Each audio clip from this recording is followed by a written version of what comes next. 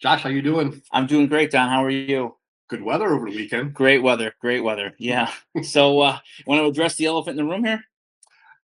Yeah, step off the ledge, Bills fans. It's you texted me yesterday. It was a good point. Uh, Bills in 1990 played. It was at Houston. They were cruising, and they just played a team that was clicking on all cylinders. Tough environment. I will say the AFC East as a whole is a lot better than I thought it was going to be. Absolutely. I think today, what I thought would be kind of interesting is if we kind of walked listeners through what it's like after a loss It sucks. on the road. It's kind of a It different. sucks even worse. There's a difference between being at home and being on the road. There is big one. So I figured maybe I'd talk you through what it's like on the sideline, and as we walk down through the tunnel, back to the locker room, and then you can tell the story of what you did as the director of football administration, kind of behind the scenes, and, Yeah. and all of the logistics that I didn't see and kind of took for granted when I was pissed off about the game. Well, that's good because I was in the locker room before I went out there, but I had to bail before everyone came in. I'm like, we crisscrossed because I had to go to my post, and you coaching were going in, and so Yeah. let's go with that. So the game ends, and especially it was a different vibe when the game ended at the end of the game rather than if you knew you were going to lose. There's the Yeah, game where you're down 21 points with 2 minutes left, and, yeah. and the game's clearly over. Starts to settle in a little bit. Right. The Yeah. game yesterday is obviously really raw. And I think I've told you this before, but the first thing I noticed is that even in the worst defeats, there's like a palpable sense of relief from the players that the physical exertion of the game itself is over. The only thing I can compare it to is I've run a few marathons and half marathons, and even though you're in pain, and even though you might not have hit your goal or whatever, you've finished the physical and mental exertion of what you've just been doing for the last 3 hours. And certainly an NFL game is probably even more taxing than a marathon. Yeah. And so I noticed from the players and even the coaches, clearly you're disappointed. Oh, And that's an obviously, understatement. of course, but Yeah. but there is that palpable sense of relief, like when you finish a workout. And oh Mm. my God, at least it's over. At least the physical pain. And so that was the first thing I noticed. And it was difficult for me, who did not physically exert myself during the game, certainly in any way, shape, or form. Oh, you Well, shared a story about having to get all the players on you, special teams. You're I, running. I probably I probably walked 5 miles, Yeah, that's but exertion. in comparison to getting Yeah. hit by an NFL player, Okay. it's nothing. Fair enough. So so I'm devastated. I'm angry most of the time, frustrated either at myself or whatever else. And you've put in 80, 90 I was hours hoping you were going to say that. If that you week. didn't, I was going to. Why are you so frustrated? So what you invested during the week? Yeah. It's You're competitive, and as a fan, obviously you want the team to win. You've invest The fans invest a lot. They Yeah. invest money, they invest time, they invest passion, they invest emotion. As a member on the inside, it is your week. So when everybody goes back to work Monday morning, you're in there. And the sense of dread that I had walking off the field, knowing, oh, now I got to go back and I got to cut up all that film. I got to Mhm. watch it again.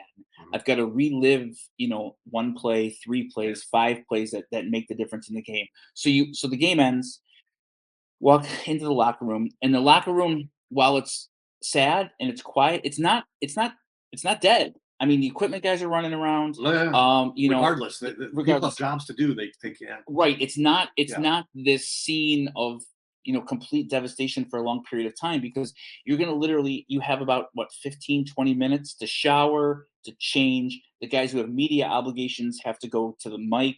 Yeah. And even for somebody like me who didn't have anything to do after the game, you kind of have to get up and get out of it. It's about a 30-minute window that you have injured players still getting treatment. You have uh, people that traveled with the team that do the media. They're like the last because they're in the room. Back when I was Yeah. there, the media was allowed in the locker room after the game, Yeah. which has clearly changed Well, now. I was talking more about the team's own media for the website. Right. Yes. So the outside media was there for a brief moment, but then they usually have them outside. But Yeah, yeah, but there's a scrum of activity going I on. like that scrum. Like the, Yeah. the trainers, the equipment guys, Yeah.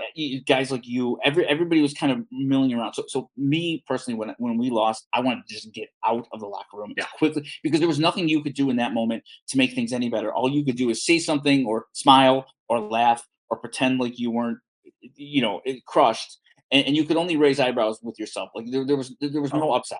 Uh, it is frowned upon. As I Yes. say, you can't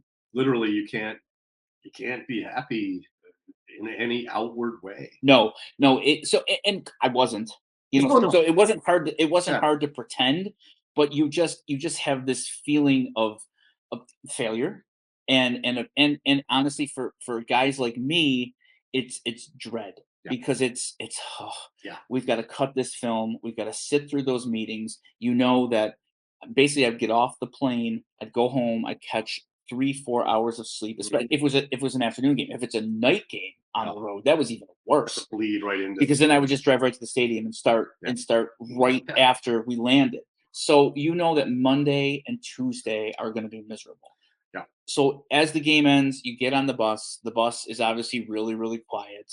The plane is usually they darken the lights, and it's kind of like traveling like a red eye from like Vegas home after like a weekend. That's what I've always Deadly silent, silent. deadly yeah. Some of the players are sleeping, maybe playing some cards, Mhm. but the expectation is like quiet. I mean, just silent. Yeah, where I was on the plane, I was kind of in the middle. The players were behind me.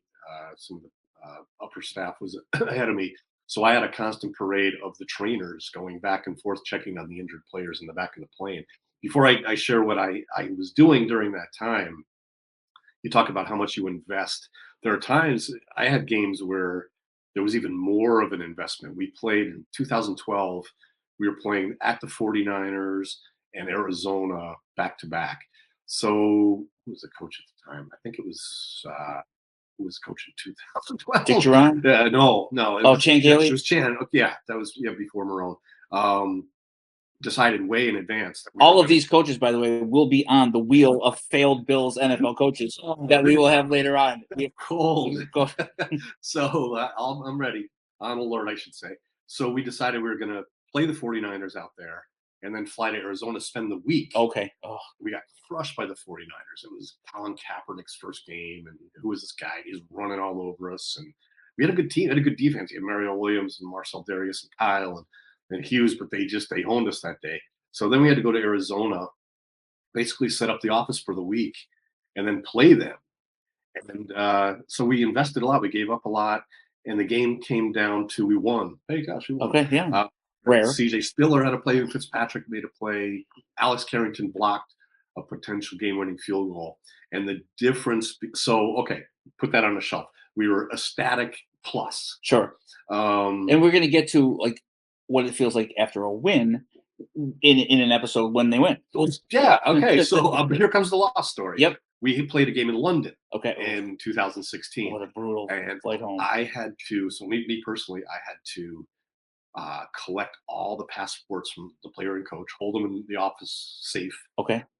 get to the hangar, distribute them, collect them again, uh, distribute them again. Had Wow. two players lose them, Okay. uh, collect them again, hold them for the week. One of the players' fathers died during the week, and the one time he went in the city the whole time in Wow. London, I had to give that back.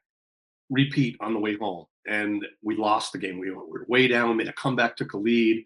Hate to blame the refs, but there was a bad call on Nickel Roby Coleman. I think we talked about this with Chris Hale because he's my boy, USC defensive back.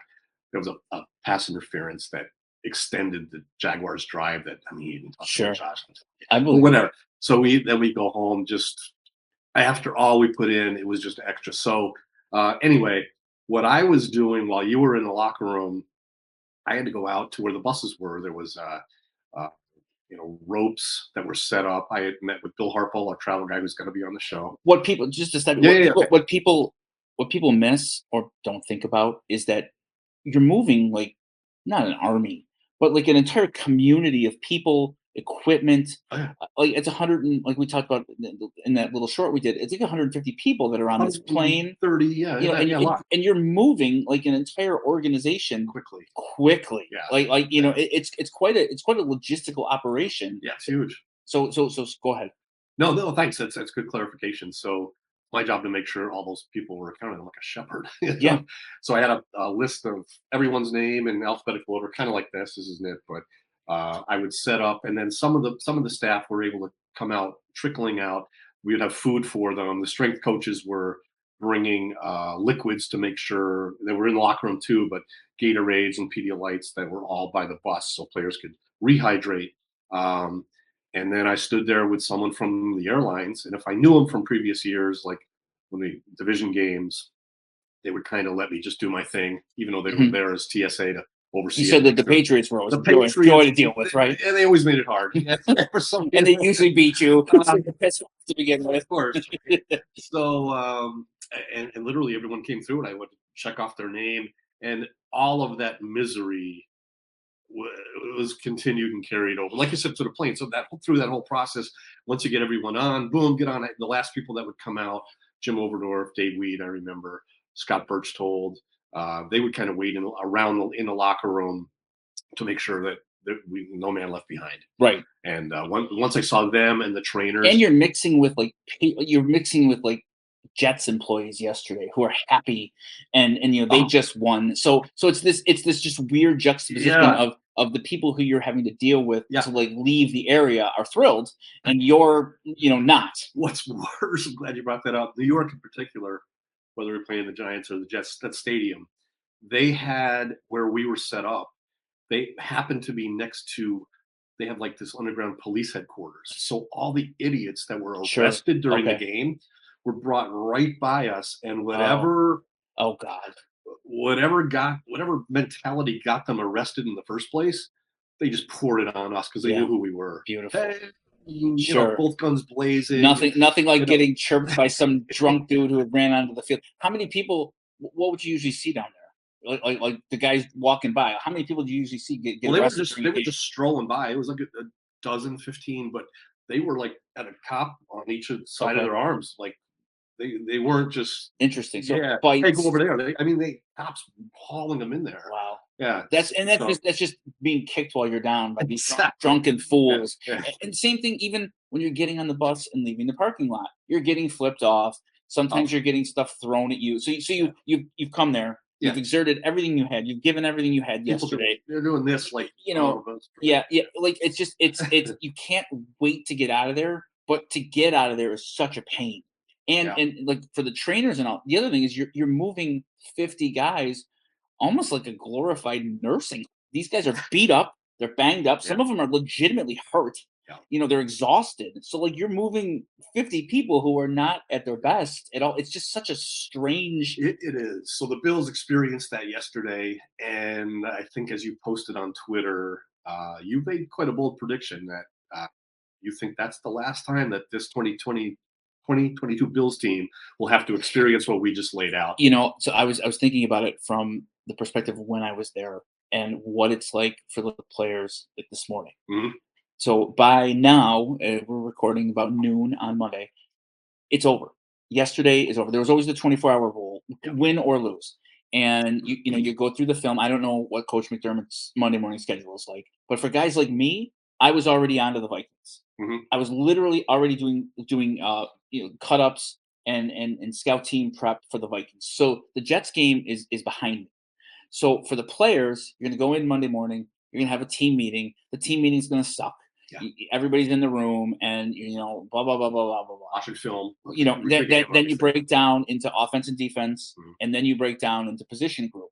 But by noon, 1 o'clock, like when lunch rolls around on Monday, the coaches at that point, there might be a light walkthrough, but that's pretty much it for the game the week before. I feel for the fans Yeah. because there's nothing else to do but ruminate, watch highlights, listen to social media guys like us, and just kind of think about the game for the players and the staff. Obviously, you want them to already have moved on, win or lose. Yeah. And the losses, I think the losses are tougher the further away from the team that you are. Yeah. And I would say I was one level removed from you in terms of like having to work on the Vikings already. I had other office work to do, I, and I would I would venture to say when I was at Monday was worse for me than it was for you.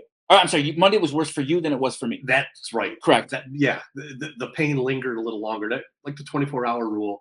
It sounds like you only had about 12.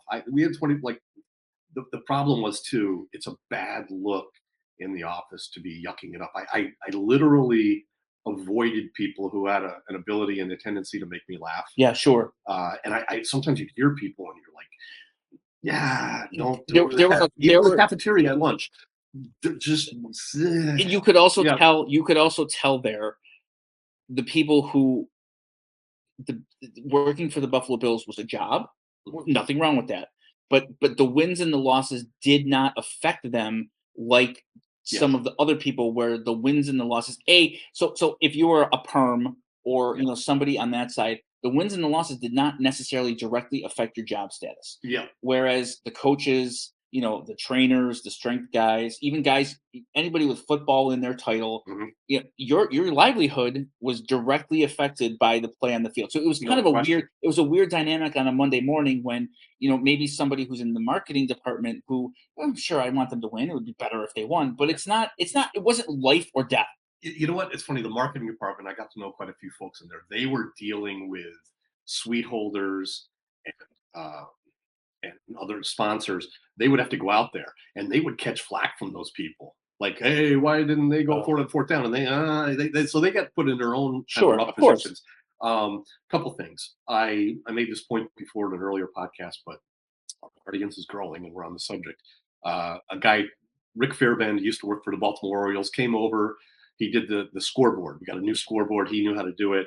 And he's like, oh my gosh, I can't get used to that He again. worked for the Orioles, The right? Orioles, yeah. Right. So in baseball, you have 162 Yeah, games, 10 times it's a as many. great It's point. like every loss feels like a 10-game losing streak in Yeah. Major League Baseball. So, second point I'd like to make, and here comes a teaser for a close that we did for the end of the show that I can't wait for people to see. It is set to the words of Marv Levy. It's not his Hall of Fame speech, it's his retirement speech. But he said the reason he had to let it go was because the losses became more painful Yeah. than the wins felt good. He stated it more eloquently than that, of course, but that was the gist of it. Yeah, it is amazing. Like I actually remember the losses much more vividly than the wins. Yeah, It stings and it hurts and you take it personally. And the wins are great, but then the wins are only great until the next loss. yeah, And basically you work so hard yeah. and I was working almost in fear of the loss. All A, right. because you don't want to lose your job.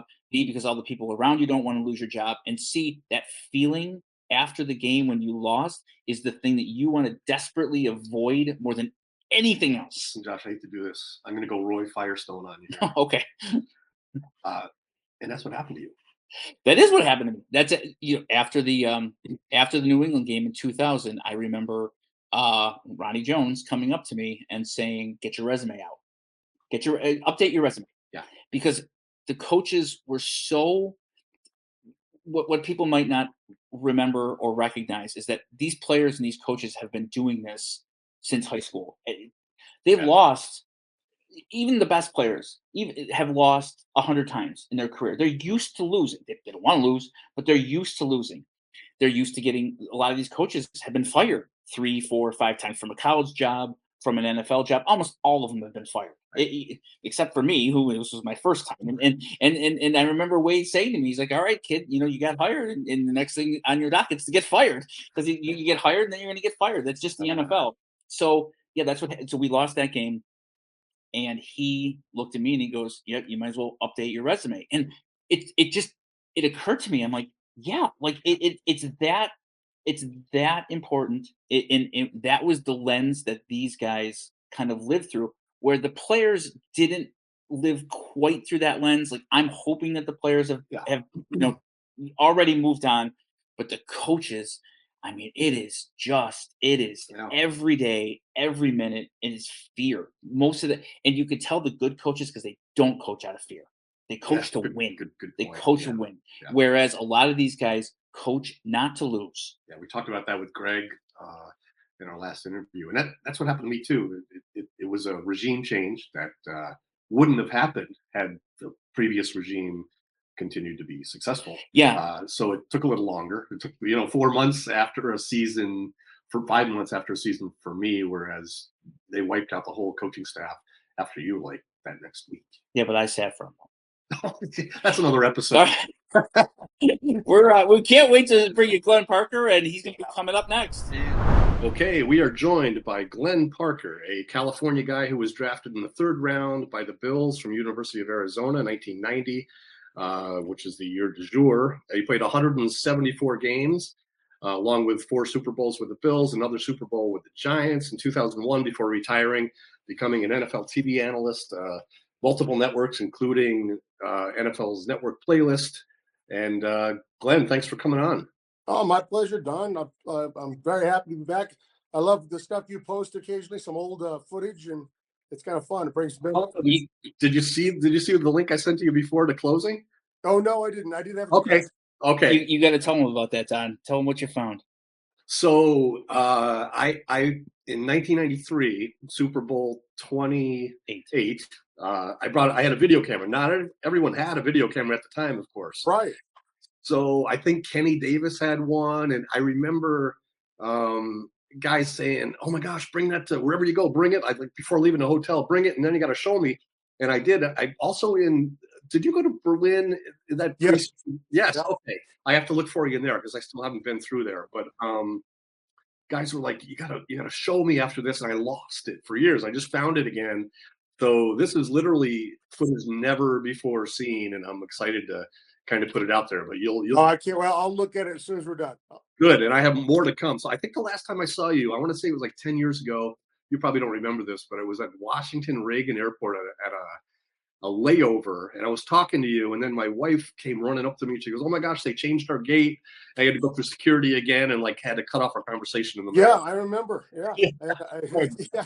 I don't think I Well, ever. you know what? People from the, obviously that's you go way back with the Bills. You don't see Yeah. people from the Bills that often. When I'm flying through major networks, it's not many times I see my teammates. If I'm in Buffalo, I see them or Yeah. something like that, but not out and about. And so someone from the organization, Yeah. it sticks in your memory, certainly. Yeah. Okay, good.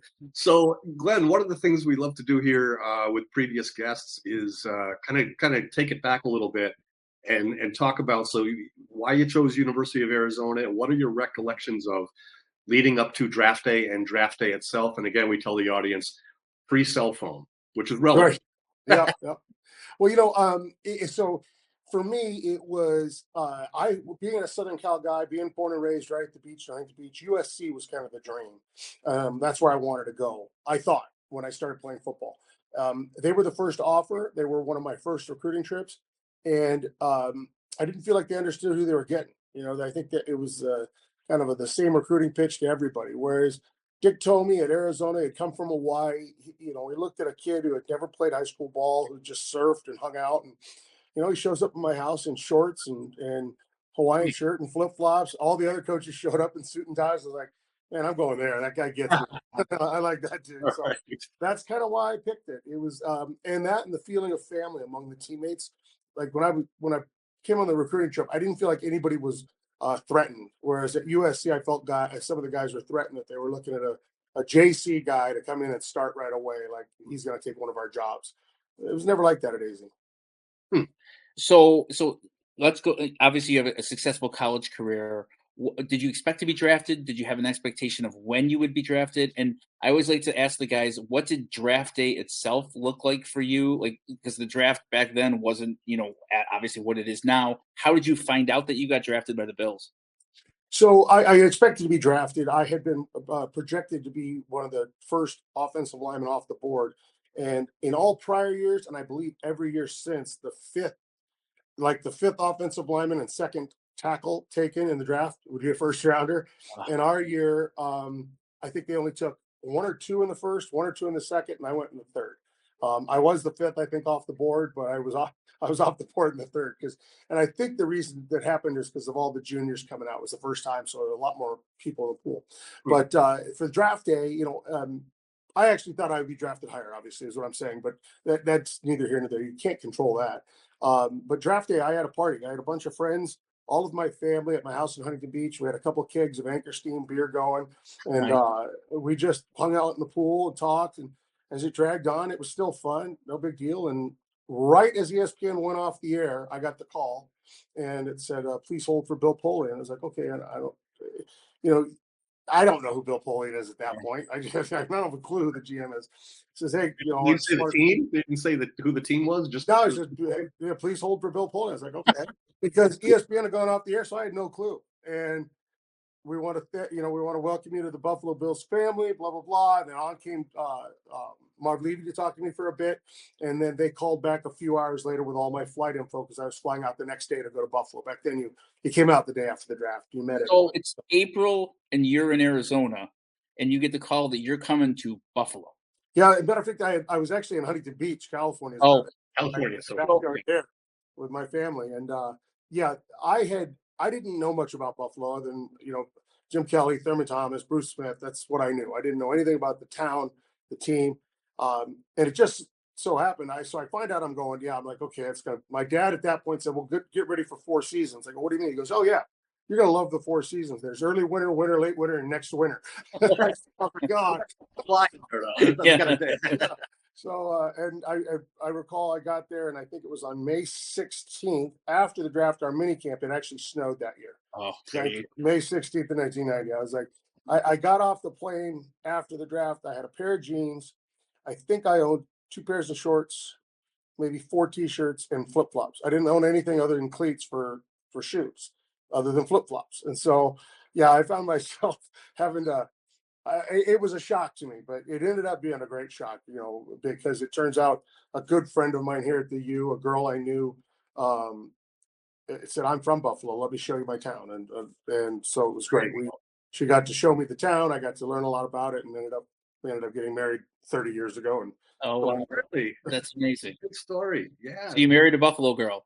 I married a Buffalo girl, a Buffalo Irish girl. Oh boy, I married an Irish and Polish Buffalo girl. So good mix. Not yeah, all of yeah. Patty Yeah, too. Like yeah. coincidental is so. No, that's great. And I know you're a cerebral guy. You did your homework, so you knew New York City was 7 hours away and not just a quick drive like someone. Yeah, geography is something I've always prided myself on. I could tell the distance is a little greater. Yes.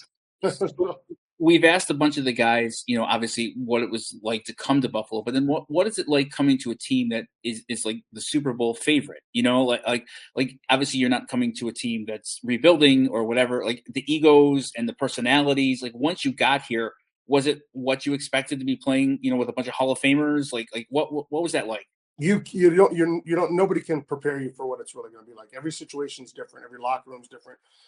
Getting there early on, we weren't all that good. I mean, we were good. We won games, but it took us 3, 4, 5 games into that season to kind of get rolling. So we kind of knew what we were doing, and I got there. I was, you're a little, you don't want to say intimidated because I kind of felt like I'm going to make this team. I'm going to vie for playing time if I don't start. I ended up getting the start early because Will Wolford was holding out, so I had to be at left tackle. I never got to settle in. Then I got the right guard starting spot, but I just couldn't really settle in because I was having to play every spot on that line.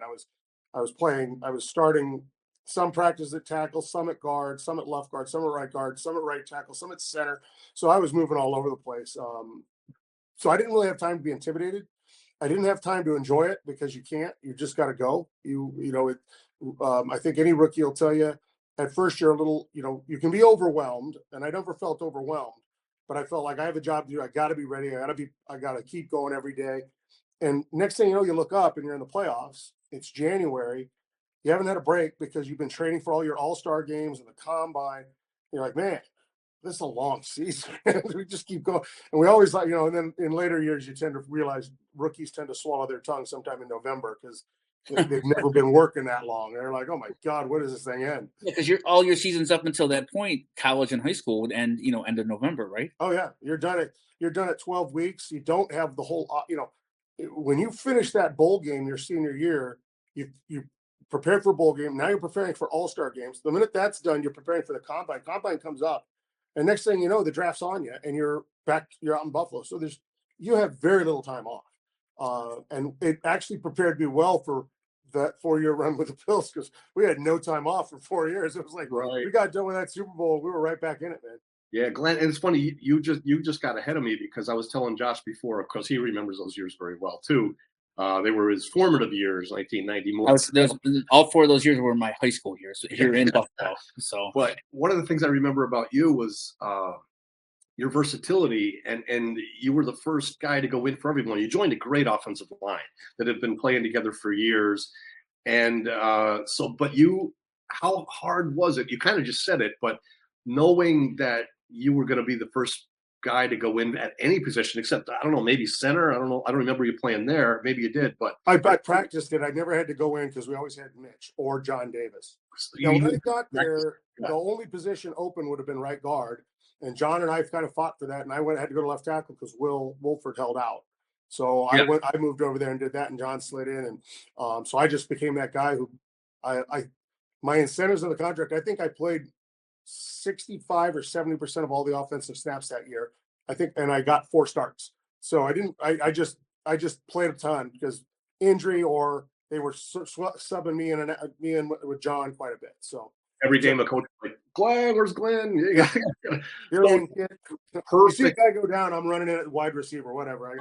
The perfect microcosm for that was we had John Davis on the show, and we were talking about the comeback game, and I misread his playoff game started, whatever, and so I talked about that game, and he said I started, but I left, and Glenn played the rest of it. So, oh my gosh, what a day for you! One minute you're not playing, the next minute you go in the game and you change the whole thing around. Yeah.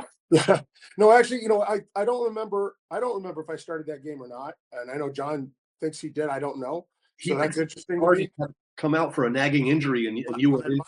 Yeah, it could have happened. Things like that happen all the time. I can't remember, but I remember the whole game. I remember it well because I remember Mitch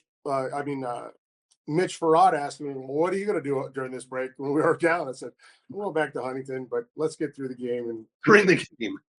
So yeah, when you're down 35-3, you start going. You still have a job to do. No one is thinking, no one's thinking we're going to come back.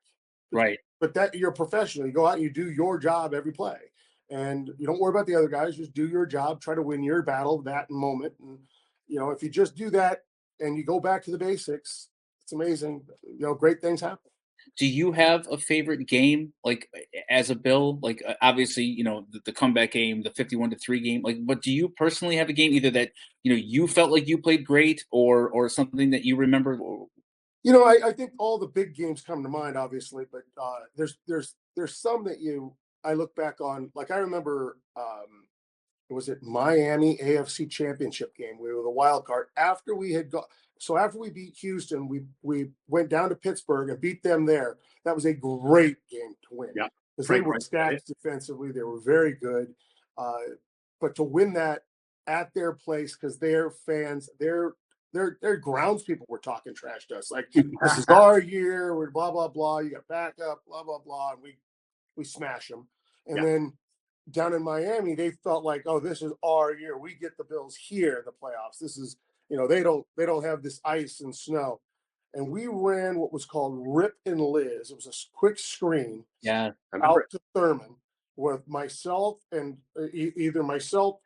If we went right, it was myself and the center out. And if we went left, it was Jimmy Richer and Will. And we must have put up 200 yards on that one play alone all day. And they couldn't stop it. We could have told them it was coming. They weren't going to stop it. It was a great feeling to go into somebody else's place twice in a row when you're talking about Pittsburgh and then Miami and beat them when they thought everything was in their favor. And not only beat them, but beat them handily and just waltz into another Super Bowl. Felt great. Yeah, that was a memorable game for me too. I was Brad Lamb was on the team, a good friend of mine, and I was at his house watching his scary dogs and feeding them, watching it on his TV, and he had a play. He was the fifth, sixth receiver on the team, but there was a play in that game he told me a few weeks ago. It was a reverse. And they called it for Andre, but Jim didn't know Andre was out of the game. So all of a sudden, instead of number 83 coming around, 81 comes around. But Jim still went through the play, and Brad got like 17 yards on it or something, a nice little gain. And that was like probably the play for him that he remembers most. That was a great game. You're right. Yeah. Were the big road wins sweeter than even the home wins? In some ways, yeah, because everybody thinks that, oh, the Bills, it's because of the weather. Well, Don, you remember, weather never stopped us. We threw the ball all over the house. Didn't stop. I love how today they talk about the weather affecting games. It didn't affect us. We were a throwing team. So how? And I don't So know. Don sometimes likes to ask about have a great block or a play that you remember. We had Pete Metzler's on, and he said that he and Butch Roll retired Mark Gastineau, Re-retired. re-retired Mark Gastineau. Is there one that you remember, Glenn? Yeah, my rookie year, my very first game, I'm starting at left tackle because Will Wolford is holding out, and I'm going against Dwayne Bickett. He's pretty amazing. He was a hell of a ball player back in the day. And now, remember, this is my very first game in the NFL, and there's the announcer, the color guy is having his first game in the NFL. His name is Chris Collinsworth. It's his very first game. All right. And so he's calling this thing, and at one of the drives, I maybe somewhere in the first quarter, I pull on a counter. We're running 16-17 counter. I'm the second man pulling, and I hit the linebacker and threw him. The back of his head hit the ground first, and I remember going back and I'm going to make it. I'm going to make this league. If I'm going against Dwayne Bickett, and I just did that to a starting inside linebacker, Pro Bowl linebacker. I think, yeah, that was great. Were you waiting for that one the next day in film? I was. It almost got no gain because I hit the guy so hard. Thurman didn't see him and tripped over him going like through the line. It was like, oh. You were sitting up in your chair waiting for that play, right? Like, hey, let's rerun that one, Tom. Rerun that one again. They're now rejoined audio with Glenn Parker, and Don was just asking Glenn about post career and nutrition and being able to kind of maintain a healthy weight. And so, Glenn, you were telling us that it wasn't really a big adjustment for you. I'm an easy gainer anyway. Watch what you eat, and you go back to working out a certain way. You can lose it fast, and I did. I'm never a big guy. So when I graduated high school, I was 6'5", 285. I started playing football. I was 6'6", and by lifting and eating a little extra, I got to 300. And then but this year I'm 308, and by my last year I'm 315, 320. So it's pretty easy at that point. I know some people really have to struggle to get it off. Just do it discipline of just saying I'm not eating the crap. I'm just gonna eat, see what I can do, and it comes off pretty fast, especially on big guys. It's a great segue. This might come up again. Actually, perfect segue. You appeared on the Food Network at one point, I read. Yes, I did. I did a show with Charlie Palmer in his kitchen because I had a show in Kansas City, a cooking show, where I highlighted the local restaurants and then talked about the upcoming game. The Giants, they knew that, and I would kind of fit in with a lot of the chefs there. I knew friends who knew them, so I got to know like Daniel Ballou and Christian Bouvier and some really phenomenal chefs in the area. And so I reached out to the Giants. They wanted someone, and the Giants said, "We've got a guy. Let's send Glenn." So I went up, and Charlie Palmer and I, his restaurant in Orange, it was his first in New York. It was a big one in New York, and then he's since expanded with wine country and whatnot. He had me on, and we cooked some things, and it was and talked our way through the kitchen. It was great. It was a lot of fun. Really good experience for me getting to spend some time with kids. When you're around greatness in their own milieu, pretty cool. Yeah, it's cool for them to have an NFL player on too. So, what was your dish that the signature dish that you worked on? No worries. I'm sure it was good. I'm sure it was great. We're leaving that in. Maybe some scallops. Is that easy to find? Is it easy to find online? Is that episode like on YouTube or Hulu or anything? Do you know? Never looked for it. I don't know. It was on the Food Network. Yeah. Awesome. Okay. So, all right. Well, listen, we're not there yet. We want to talk to you. So, what type of work are you doing today? Your family? I see your son is at Colgate. That's pretty awesome. It is. I was brought up to maintain a lifestyle. My goal was always live a lifestyle that you'll be able to maintain. So I never wanted to live bigger than I didn't want to spend all my life that way. So just able to stay home. She could help raise the 4 kids while I went out, gallivanting all over doing podcasts. And so I had 4 kids. Oldest, my daughter, oldest, flow played soccer. Wow. And then was also born in Buffalo, played soccer in Oklahoma. And then my twins, I have a daughter in engineering school at Western in Colorado playing volleyball. My son plays football. Fantastic. And now I broadcast because I wanted to watch my younger two play sports. Because up here, soccer's a winter sport, whereas for you guys, it's probably a fall. Right. Fall, yeah. I missed everything watching. I wouldn't be able to watch volleyball or football for such sports, their games. So I gave up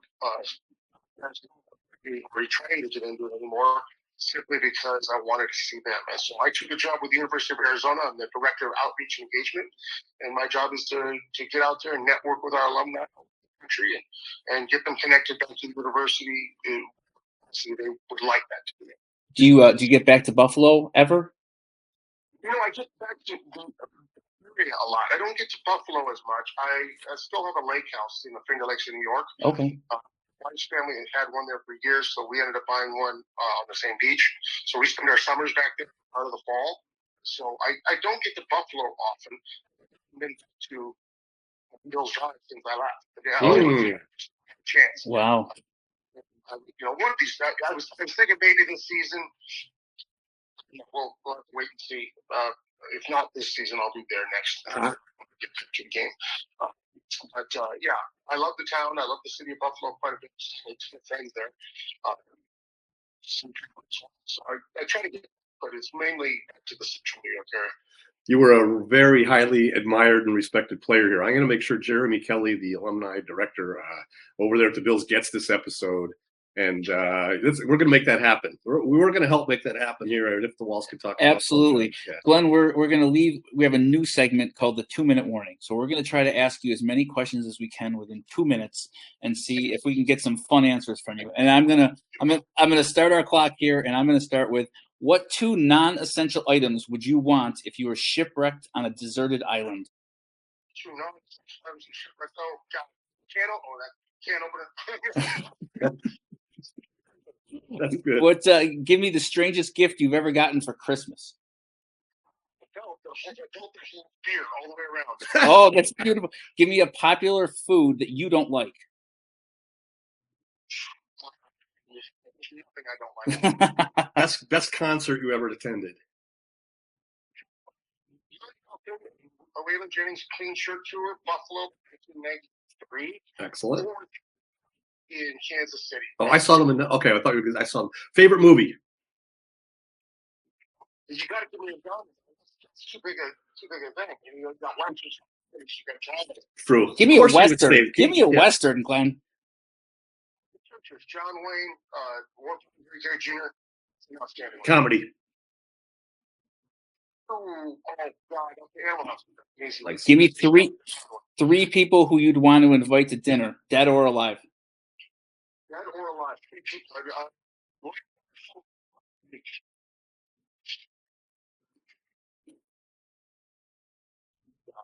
people. Oh, I know. George Washington. Ben Franklin. Beautiful. Nice. A Bills teammate that exceeded your expectations. Pastor. Beautiful. Nice. Favorite cartoon growing up?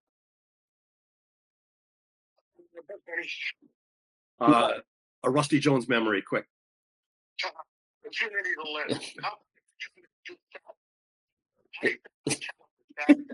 There you go. Can you sing 5 seconds of your fight song?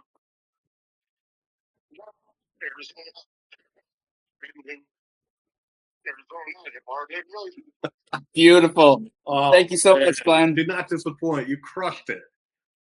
Thank you, guys. Thanks for having me on. I appreciate it. Awesome. Anything else you want to leave us with? No problem. No bill. Heck yeah. All right. Thanks, Glenn. Appreciate it. Thank you, guys. All right. All right. So, Don, that was a great interview with Glenn. He was a lot of fun, a good sport. Not a great singer, but nobody's perfect. Though. He didn't hesitate. Well, still works there, so it's still fresh. I figured he'd be a perfect person to start with. Yeah. Speaking of new features on the show, we're gonna debut. We teased it the other day. We're gonna debut a new feature called the Wheel of Failed Bills Coaches. That's harsh. It is harsh. How do you define failure? Well, I define failure. You were the director of football administration for the Bills in what years? 05 to 17. And remind me, how many playoff appearances were there? Oh, okay. That's the standard. I can't argue with that. So there's some darn good coaches. Of course there are. Let's say that right, their time in Buffalo failed. Okay, fair enough. Let's put it that way. Fair enough. But for brevity's sake, we're just going to call it the wheel of failed Bills Okay, coaches. all right. And now my friend Eric, who is a loyal listener of the podcast, Thanks, Eric. and we're going to get to a bunch of shout outs later on. My friend Eric is in charge of picking said coach. Any position coach that was with the Bills from 2005 to 2017 is fair game for this new game of ours. You signed him? I just signed this to him. Okay. And he is going to pick a coach each week, and I'm going to spring it upon you, live. And you are just going to give us like a 1 or 2 minute reaction story, anecdote, something about said coach. So unluckily for you, I would say, today is the first episode, and I texted him after the game, and I said, remember, I need the coach pick by 9 a.m. Monday morning. And he goes, I'm really pissed off about the game, so I'm going to give him Doug Marrone. So we're coming in hot with a head coach, and this will be our head coach pick for a while, and then we'll go to some coordinators and position coaches. But I'm giving you a couple seconds to come up with about 90 seconds on Doug Marrone. Doug Marrone. Okay, I'm not going to name names here. 2 quick things come to mind. All right, Eric, here we go. There was a person associated with the team that was not an official hire of the team, but he had a specific role that dealt with players, and he understood this, not during the day, but at night. He was a person that made himself available to players for support, and a place to get together. Guys could, share, go to each other's houses, have dinner, talk about what was going on with their lives and the families. This guy kind of led that. Okay. So Paul Lancaster was the director of player development at the time. I guess Doug had been there about a week. This guy got on his corner. Well, Paul assumed that this guy would be able to continue. He's a friend of mine, actually, to continue his role. And so Paul said, hey, in a few days, I'd like to introduce you to him because you'll see him around. And so whatever, bring him up a few days. So he brought him up and, hey, I'd like to introduce you to that guy, his name. And he's like, good to meet you. Don't need you around here anymore. Goodbye. Oh. Yeah. That was it. Yeah. I mean, Paul had no warning. Paul was like mortified. He just thought he was meeting him here. Basically, he just got fired upon first sight.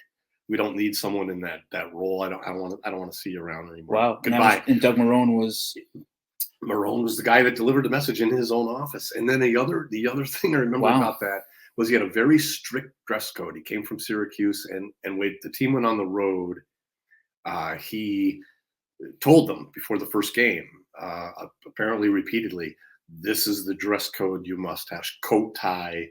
And so he got to the airport early, and it was just him and me. Oh. There's really no reason for a head coach to be there so early, and it was just him and me. And some of the guys came in, let's just say, not living up to that, and he was seething, like just so mad, almost just like, hey, I have this edict. I'm trying to establish this. And this was week 1 preseason? Week 1 preseason. Oh, jeez. Yeah. Okay. So Paul, who's a big guy himself, started like he brought extra ties and things, but they got riot act. Not at the moment, but I could tell she was like, this is why this team hasn't been good. Something. He's going to change the culture. Yeah. Discipline. That was going to be his way. Saint Doug. That was on his exit. So that was pretty rough. That was a good first entry into the wheel of failed Bills coaches. First video entry. We have audio entry. We have a Rob Ryan gem of a story in the short. Yeah. So now, Don, maybe you can introduce people to our feature on countries. I will do that. Let me real quick give a quick shout out. The reason that we are using all this excellent equipment. Thank you, Matt Bissett, for coming by, setting us up with the tech. And then connectivity wise, Caleb up at the TCC store on Delaware knew exactly what we needed, connectivity, and that's why we're able to. So thank you, Caleb. Thank you, Matt. So the countries. Yes. When we first started the podcast, we had some issues with Apple. We were able to get on some of the networks, but not Apple. Finally, after 2 straight days at the Galleria Apple store, almost 2 hours apiece, somebody finally figured out that it was because countries had to be selected. They were all selected by default. So I had to go in, unselect them, And I thought, let's see what countries we should be able to. So kind of made it into a game. Yeah, made America, Canada, friends in Canada right away, and then every episode you chose one, I chose one. Yeah. So and we bring a unique perspective or fact or something about each country, as we go. So why don't you go first here? Like Glenn Parker, we try to think of ourselves as knowing some things outside of football. Sure. So why don't you start with your pick today? All right, I was outside over the weekend. Beautiful weather here, of course, and everyone's blowing leaves. My neighbor Chris is a former Marine. And he said, "Hey, it's military month, so why don't you bring in a country that has a military base?" He mentioned Puerto Rico, but we already had Puerto Rico, so he said Guam. I'm like, okay, I was thinking of Guam. So Guam is going to be able to hear our podcast.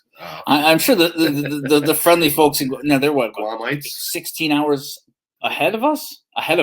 Really? That far? Yeah. They're way around the world. Yeah. And I actually had a friend who I went on a cruise with this year. He was in Army intelligence, and he ended up getting stationed to one of those bases over there in the Pacific chain, where he was stationed there for a year with no contacts. They were doing some top secret stuff, and he loved it. It was like off the grid, and so Guam's a good choice. I did not think of that. Yeah. So what I really liked about it though is when you hear someone say that, it means not only are they listening, they're listening to the end. That's true. Yeah. So, and if we ever vacation in Guam, maybe we'll get big enough that we'll have a place to stay, and they'll roll out the red carpet for us at the Guam airport. That'll be a couple of years. Probably right.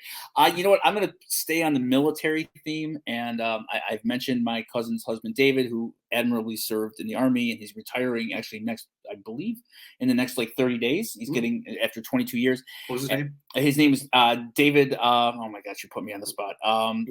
Thanks for your service, David. So this is my cousin by marriage. So we're not cutting that. We're leaving that in. That's fine. Big Patriots fan, by the the way. You don't hold everything against them. So he had 3 tours in Afghanistan. Wow. So we're gonna add Afghanistan to the list. I'm sure they're probably a little bit busy right now and not maybe listening to a lot of NFL podcasts. Right up there at the top. Yep. But first country. And actually, I have a funny story that you'll appreciate. So he's from Central Florida. Okay, and he became a Patriots fan because everybody around him loved the Dolphins, and he hated the Dolphins. Okay, fair enough. So he then picked the team that was their rival, kind of like in the 70s, and it was the Patriots. So he married my cousin, and he got stationed. He was in the 10th Mountain Division, and he went to Afghanistan. But he went from Central Florida to Fort Drum in Watertown, and he had a 2-year deployment in Fort Drum in Watertown.